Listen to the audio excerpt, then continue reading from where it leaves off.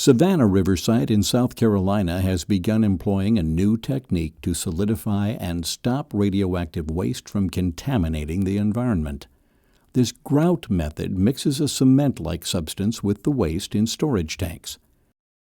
Gary Petersen explains this alternative method to vitrification for Hanford's storage tank's low-level waste that would mix the waste with cement.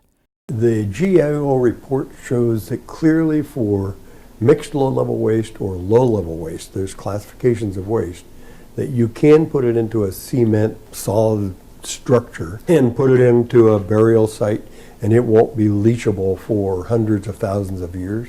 It is being used at Savannah River.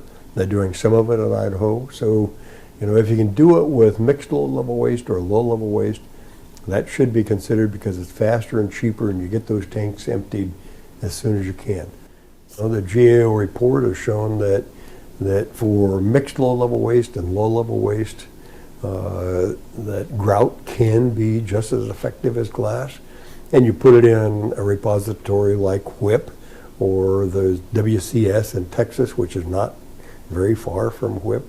So you can do a lot of things with low-level waste or mixed low-level waste. 90% of what's in those tanks out here, 177 tanks, is low-level waste. So you could take care of 90% of the problem if you could only do something with grout and move it off. Tom Carpenter raises concerns about leaving even microscopic quantities of long-lived radioactive materials embedded in cement in the tanks. Right, there's probably a place and a time when you can say, that's pretty good, fill it with concrete, close the tanks.